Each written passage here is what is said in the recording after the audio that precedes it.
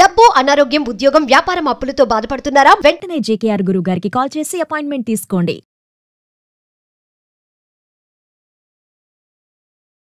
నమస్తే, welcome to Suman TV. నేను మీ ప్రేమ్. ఇవాళ మనతో ఉన్నారు బ్రహ్మశ్రీ డాక్టర్ జేకేఆర్ గురువు గారు, law of attraction, money coach, skill specialist, అంతేకాకుండా సార్ ఆస్ట్రాలజీ, హస్త సాముద్రిక స్పెషలిస్ట్.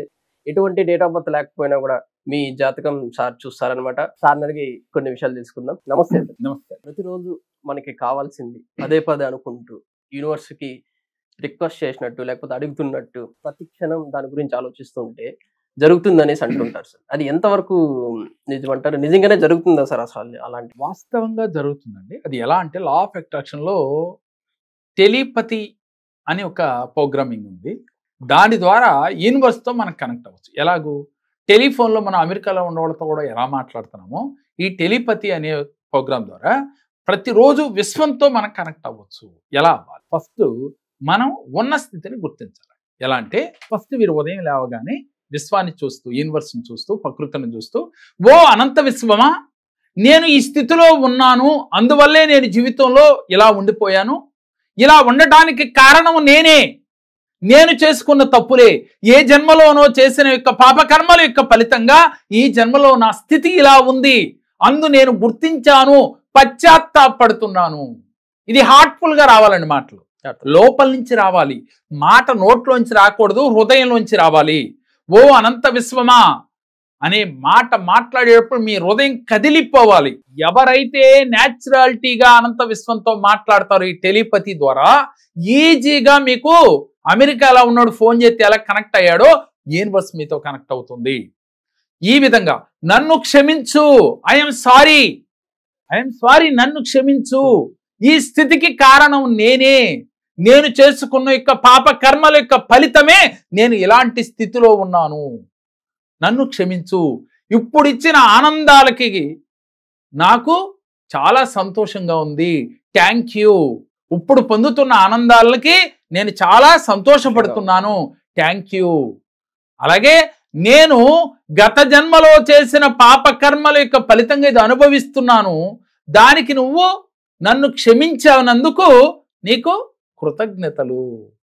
నేను చేసిన తప్పుల్ని క్షమించమని అప్రూవల్గా మారాను, తప్పులు నేను గుర్తించాను, నేనే చేసుకున్నాను, నాకెవరు కీడు చేయలా, ఆ తప్పులు ఈ పనిష్మెంట్ అనుభవించడానికి కారణం నేనే అని ఎప్పుడైతే యూనివర్స్తో మీరు మమేకమై మాట్లాడతారో ఆ తర్వాత యూనివర్స్ క్షమించినట్లుగా ఫీల్ అయ్యి అందుకు నీకు కృతజ్ఞతలు, క్షమించినందుకు కృతజ్ఞతలు. ఈ విధంగా మీరు ఫీల్ అవుతూ ప్రతిరోజు ఒక మండలం రోజులు చేసి చూడండి. మీకు దేవుడి దగ్గర కూర్చుని కొంతమంది ఫోటో ముందు మొరపెట్టుకుంటూ ఉంటారు, కానీ కొన్నిసార్లు ఆ మొర ఆలకిస్తూ ఉంటారు, కొన్నిసార్లు ఆలకించట్లేదు, ఎన్ని మొరపెట్టుకున్నా మా మాట వింటలేదు అని చెప్తుంటారు.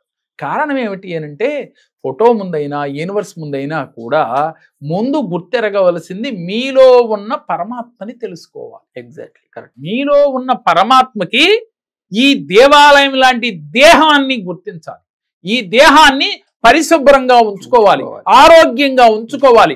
ఎలాంటి ఆహారం తింటున్నావు రోజు? నువ్వున్న దేహంలో, నీ దేహంలో దేవుడు ఉన్నాడు, ఆ దేవుడు ఉన్నప్పుడు నువ్వు ఎలాంటి ఆహారాన్ని ఈ గుడిలోకి పంపిస్తూ ఉన్నావు అనేది గుర్తెరిగి నువ్వు సాత్విక ఆహారాన్ని తీసుకుంటే నీ ఆలోచనలు సాత్వికంగా ఉంటాయి. ఎప్పుడైతే సాత్వికంగా ఉంటున్నాయో నీ పనులు కూడా సాత్వికంగా ఉంటాయి. ఎప్పుడైతే నీ పనులు సాత్వికంగా ఉంటాయో నీవు ప్రతి సెకను కూడా నువ్వు యూనివర్స్తో మమేకమవగలుగుతావు.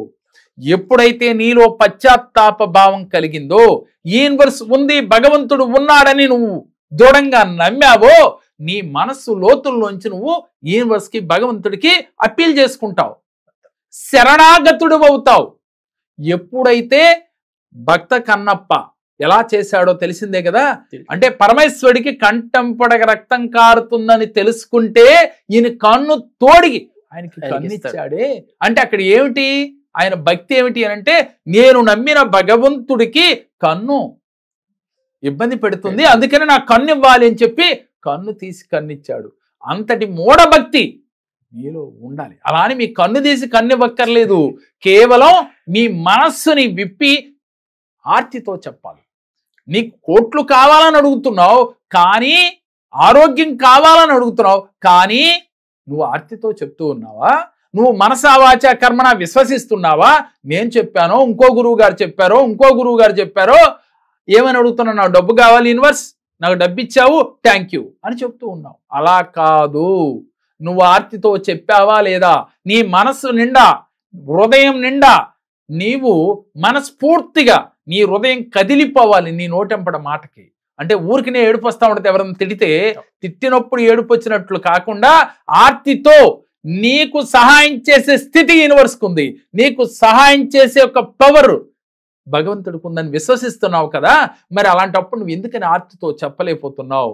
41 రోజులు మరీ కష్టతరమైన సమస్య అయితే మీరు 108 రోజులు చెప్పేలోగానే యూనివర్స్ నుంచి, నువ్వు నమ్మిన దైవం నుంచి, నీలో దాగి ఉన్న భగవంతుడి నుంచి మీకు ఆన్సర్ వస్తుంది.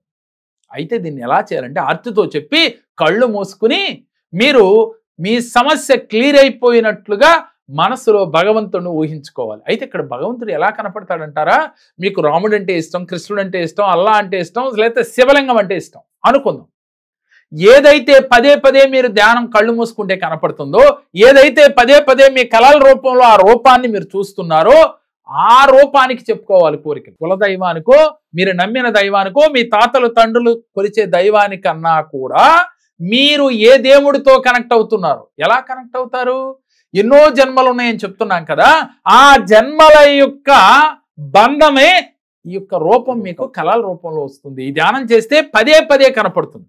ఏదో ఈ రోజు నాకు శివలింగం కనపడింది అలా కాదు, 10 సార్లు 11 సార్లు మీరు ఎప్పుడు చూసినా అదే రూపం మీకు పదే పదే వస్తుంటే, అమ్మవారి రూపం కావచ్చు, విష్ణువు కావచ్చు, రాముడు కావచ్చు, కృష్ణుడు కావచ్చు, ఆ రూపం పదే పదే వస్తుంటే ఆ రూపానికి మీరు సంకల్పాలు చెప్పుకోవాలి, యూనివర్స్కి చెప్పుకోవాలి. ఆర్తితో నన్ను నువ్వే ఈ కష్టం నుంచి బయటపడేశావు, థ్యాంక్ యూ, కృతజ్ఞతలు అని చెప్పాలి. I love you, I love you, నువ్వంటే నాకు ఇష్టం, నువ్వంటే నాకు ప్రాణం, నువ్వంటే నాకు పిచ్చి, ఇలా చెప్పాలి. అంటే ఒక గర్ల్ ఫ్రెండ్కి ఒక బాయ్ ఫ్రెండ్ ఎలా అయితే పిచ్చిగా వెనకాల పడి ప్రేమిస్తున్నానని చెప్తాడో, అది నిజమో అబద్ధమో చెప్పేటప్పుడు అంత హార్ట్ఫుల్గా చెప్తాడు కదా, అదే విధంగా మీరు అంత హార్ట్ఫుల్గా చెప్పాలి. ఇలా చెప్పినట్లయితే యూనివర్స్ ఈజీగా కనెక్ట్ అయిపోతుంది, యూనివర్స్ ఈజీగా మీ కోరికలు తీర్చేస్తుంది. అంటే భక్తి ఎంత ఉన్నదో అని భగవంతుడు కూడా పరీక్షిస్తాడు వాస్తవంగా. అంటే ఆ భక్తి ఎలాగూ? ముందు నిన్ను నువ్వు తెలుసుకుని భక్తితో నువ్వు నడుచుకోవాలి. నువ్వు చేసిన తప్పు నువ్వు ఎరగాలి. నే వల్లే ఈ కష్టం వచ్చింది, కానీ మనం ఏం చేస్తామండి? ఏమండి నాకు ప్రేమ్ గారు అలా చేయకపోతే నాకు 20 వీడియోలు అయిపోయేవాళ్ళ అని చెప్తాను. వాస్తవం అదే అంటే అయితే అయి ఉండొచ్చు, దానికి కారణం నువ్వు కూడా ఉన్నావు కదా, నీ తప్పు కూడా ఉంది కదా, అది నువ్వు ఎందుకు గుర్తెరగవు? ఎదుటోడి తప్పుని ఏలెత్తి ఎందుకు చూపిస్తావు?